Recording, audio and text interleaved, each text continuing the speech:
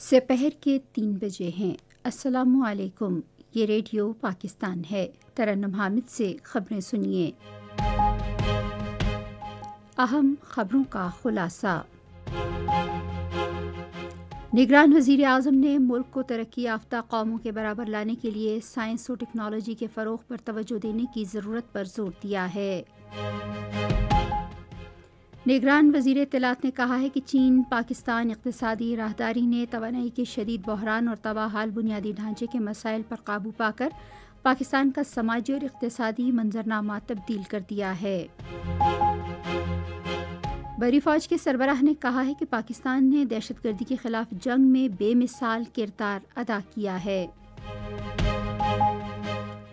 Pakistan railways نے عوامی مطالبے پر پشاور سے کراچی تک کے لیے عوام ایکسپریس ٹرین بحال کر دی ہے۔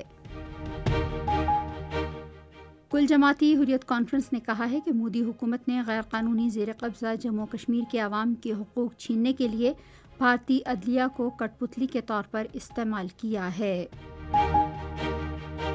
اور غزہ میں جاری اسرائیلی جارحیت سے گزشتہ 24 گھنٹے میں 100 سے زائد فلسطینی شہید ہو گئے ہیں۔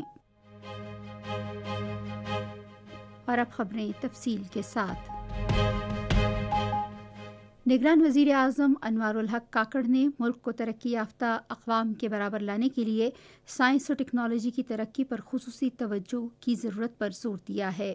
انہوں نے آج خیبر پختونخوا کے علاقے ٹوپی میں غلام اسحاق خان انسٹی ٹیوٹ آف سائنس اینڈ ٹیکنالوجی کے دورے کے موقع پر اساتذہ اور طلباء سے خطاب کرتے ہوئے کہا کہ تخلیقی صلاحیتوں کا عمل جاری ہے اور ہمیں وقت کے تقاضوں کے ساتھ چلنا ہے۔ وزیر اعظم نے طلباء کو معیاری تعلیم فراہم کرنے میں غلام اسحاق خان انسٹی ٹیوٹ آف سائنس اینڈ ٹیکنالوجی کی خدمات کو سراہا۔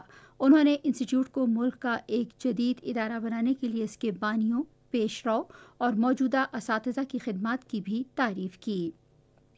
انہوں نے کہا کہ پاکستان کو آپ پر فخر ہے اور حکومت سائنس و ٹیکنالوجی کی تعلیم کی ترقی کے لیے ادارے کے اقدامات میں تعاون کرے گی۔ وزیر اعظم نے کہا کہ اسلام علم حاصل کرنے پر زور دیتا ہے اور دنیا نے بھی تعلیم کے حصول ہی سے ترقی کی ہے۔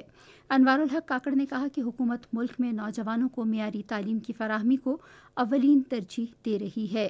وزیر اعظم نے وفاقی دارالحکومت اسلام آباد اور دوسرے صوبوں میں غلام اسحاق خان انسٹی ٹیوٹ آف سائنس اینڈ ٹیکنالوجی کے کیمپس کے قیام کے لیے مکمل تعاون کا یقین دلایا۔ ادھر نگران وزیر اعظم انوار الحق کاکڑ نے غلام اسحاق خان انسٹی ٹیوٹ آف سائنس اینڈ ٹیکنالوجی کے خواتین ہاسٹل کا افتتاح کیا۔ وزیر اطلاعات و نشریات مرتضیٰ سولنگی نے کہا ہے کہ چین پاکستان اقتصادی راہداری نے توانائی کے شدید بحران اور کمزور بنیادی ڈھانچے کے مسائل پر قابو پا کر پاکستان کا سماجی اور معاشی منظرنامہ تبدیل کر دیا ہے۔ انہوں نے آج اسلام آباد میں 8ویں چین پاکستان اقتصادی راہداری میڈیا فورم سے خطاب کرتے ہوئے کہا کہ یہ فورم میرے لیے ذاتی طور پر بھی انتہائی اہمیت کا حامل ہے۔ انہوں نے کہا کہ سی پیک میڈیا فورم چین پاکستان اقتصادی راہداری کے اصل حقائق اور معلومات پیش کر کے اس کے خلاف پروپیگنڈے کی روک تھام میں نہایت معاون ثابت ہوگا۔ انہوں نے کہا کہ سی پیک بنیادی ڈھانچے کا ایک منصوبہ ہے جس سے 2013 سے 2,36,000 سے زائد روزگار کے مواقع پیدا ہوئے ہیں اور براہ راست روزگار کے 12 لاکھ مواقع بنیں گے، جس سے مقامی افرادی قوت کی ترقی میں اضافہ ہوگا اور علاقائی عدم مساوات میں کمی ہوگی۔ وفاقی وزیر نے کہا کہ چین پاکستان اقتصادی راہداری کے نقطہ نظر کو تشکیل دینے میں ذرائع ابلاغ کے اہم کردار کے لیے بامقصد رپورٹنگ کی ضرورت ہے۔ بحری فوج کے سربراہ جنرل سید عاصم منیر نے کہا ہے کہ پاکستان نے دہشت گردی کے خلاف جنگ میں لازوال قربانیاں دی ہیں اور یہ جنگ اپنے منطقی انجام تک جاری رہے گی۔ انہوں نے یہ بات امریکہ کے اپنے دورے میں ممتاز امریکی تھنک ٹینکس کے ارکان اور صحافیوں سے گفتگو کرتے ہوئے کہی۔ بحری فوج کے سربراہ نے امریکہ کے ساتھ مختلف شعبوں میں طویل مدتی شراکت داری کے ذریعے دو طرفہ تعلقات کے فروغ سے متعلق پاکستان کی خواہش کو اجاگر کیا۔ مسئلہ کشمیر کے بارے میں بحری فوج کے سربراہ نے کہا کہ یہ مسئلہ کشمیری عوام کی خواہشات اور اقوام متحدہ کی سلامتی کونسل کی قراردادوں کے مطابق حل کرنے کی ضرورت ہے۔ جنرل سید عاصم منیر نے غزہ میں کشیدگی کے فوری خاتمے، امداد کی فراہمی اور خطے میں پائیدار امن کے لیے 2 ریاستی حل پر عمل درآمد کی ضرورت پر بھی زور دیا۔ Chairman joint chiefs of staff committee general Sahir Shamshad Mirza اردن کے سرکاری دورے پر ہیں، جہاں انہوں نے شاہ عبداللہ دوم ابن الحسین سے ملاقات کی۔ دونوں رہنماؤں نے ملاقات میں دو طرفہ سیاسی، سفارتی اور عسکری تعاون اور موجودہ علاقائی سلامتی کی صورتحال سمیت باہمی دلچسپی کے مختلف امور پر تبادلہ خیال کیا۔ اردن کے شاہ عبداللہ ابن الحسین نے chairman joint chiefs of staff committee کو ان کی شاندار خدمات کے اعتراف میں اردن کا order of the star medal دیا۔ چین میں پاکستان کے سفیر خلیل ہاشمی نے آج بیجنگ میں شنگھائی تعاون تنظیم کے سیکرٹری جنرل یانگ منگ سے ملاقات کی۔ فریقین نے ملاقات میں تنظیم کے رکن ملکوں سے پاکستان کے تعاون، خصوصاً شنگھائی تعاون تنظیم کے رکن ملکوں کی سربراہان حکومت کونسل کے نئے صدر کے طور پر پاکستان کے کردار کے حوالے سے تبادلہ خیال کیا۔ یہ خبریں آپ ریڈیو پاکستان سے سن رہے ہیں۔ پاکستان ریلوے نے عوام کے مطالبے پر پشاور سے کراچی کے درمیان چلنے والی عوام ایکسپریس بحال کر دی ہے۔ ڈویژنل سپرنٹینڈنٹ ریلوے مسعود احمد جان نے ٹرین کی بحالی کا آغاز کیا اور عوام ایکسپریس دوبارہ پہلی بار آج صبح پشاور کینٹ اسٹیشن سے کراچی کے لیے روانہ ہوئی۔ اس سے قبل یہ سروس گزشتہ سال کے شدید سیلاب کے باعث معطل تھی۔ عوام ایکسپریس راولپنڈی، لاہور اور ملتان سمیت 60 مقامات پر رکنے کے بعد تقریباً 35 گھنٹے میں کراچی پہنچے گی۔ افغان باشندوں سمیت غیر قانونی طور پر مقیم غیر ملکیوں کی ان کے ملکوں کو باعزت اور محفوظ واپسی کا سلسلہ جاری ہے۔ تازہ ترین اعداد و شمار کے مطابق گزشتہ روز 1748 غیر قانونی افغان باشندے اپنے ملک واپس گئے۔ اب تک غیر قانونی طور پر مقیم 4,40,124 افغان باشندے افغانستان واپس جا چکے ہیں۔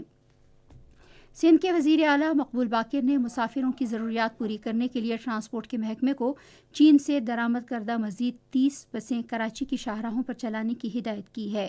انہوں نے کراچی میں ایک بیان میں کہا کہ اکاؤنٹنٹ جنرل سندھ نے درآمد کی گئی ان بسوں کی کراچی کی بندرگاہ سے حصول کے لیے کسٹمز ڈیوٹی کی مد میں ادا کی جانے والی مطلوبہ رقم جاری کر دی ہے۔ وزیر اعلیٰ نے کہا کہ کراچی کے ٹرانسپورٹ مسائل کا حل کراچی سرکولر ریلوے اور شہر میں ریپڈ بس ٹرانسپورٹ منصوبوں کی تکمیل میں مضمر ہے۔ انہوں نے کہا کہ وہ قومی اقتصادی کونسل کی ایگزیکٹو کمیٹی کے ذریعے BRT ریڈ لائن منصوبے کی منظوری کے لیے وفاقی حکومت سے رابطہ کریں گے۔ خیبر پختونخوا کے نگران وزیر اعلیٰ سید ارشد حسین شاہ نے کہا ہے کہ عوامی مسائل کے حل میں مقامی حکومتوں کے نمائندے اہم کردار ادا کرتے ہیں۔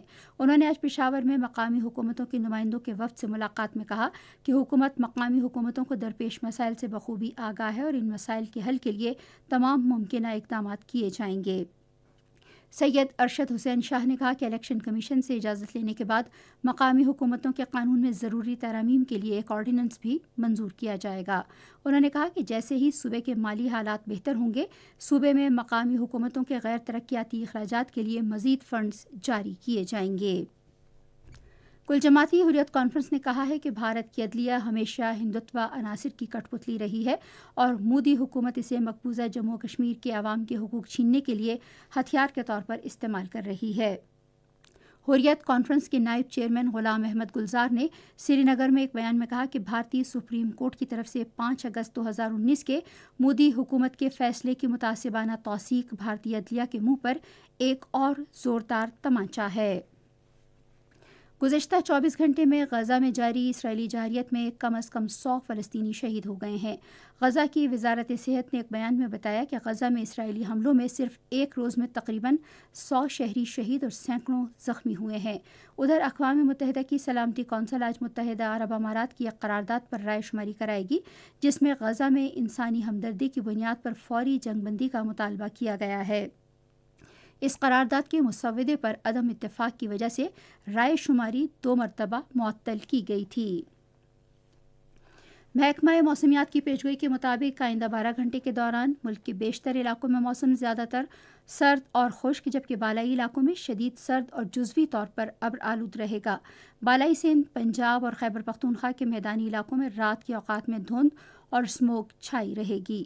آج ریکارڈ کیا گیا بعض شہروں کا درجہ حرارت: اسلام آباد اور Murree 18 degree centigrade, Lahore 20، Karachi 26، Peshawar 23، Quetta اور مظفر آباد 17، گلگت 12، سری نگر 9، جموں 19 اور Leh 1 degree centigrade record کیا گیا۔ اسی کے ساتھ خبریں ختم ہوئی. مزید خبروں اور تجزیوں کے لیے آئیے ہماری ویب سائٹ پر radio.gov.pk اور فیس بک کے link radio Pakistan news official پر براہ راست ویڈیو اسٹریمنگ بھی ملاحظہ کیجیے.